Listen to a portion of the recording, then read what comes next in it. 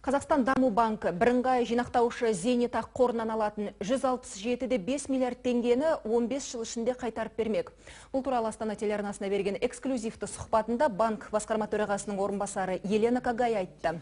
Ақша 4 бағыттағы ірі жобаларды қаржыландыруға жұмсалады. Атап айтқанда, отандық жүк вагондарының өндірісіне лизинг ретінде 17,5 миллиард теңге, қазақстандық экспортты қолдауға 30 миллиард теңге, ауылдарды кең жолақты интернетпен қамтуға 40 миллиард теңге бөлінеді деп жоспарланған. Шамамен 3,5 мың ауыл қамтылмақ және 80 миллиард теңге қазіргі несиелік портфельді қолдауға жұмсалмақ.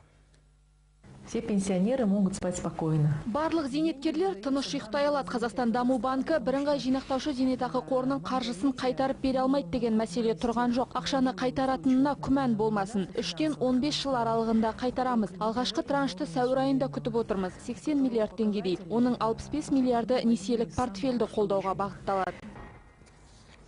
Ал 15 миллиард теңгедей қаржы Экспо 2017 көрмесін қолдауға бағыттамақ. Нақтысы көрмеге орай салынып жатқан Мега Силквей сауда ойын-сауық орталығының құрылысын демейді. Өйткені ол нысанның жобалық құны артқан.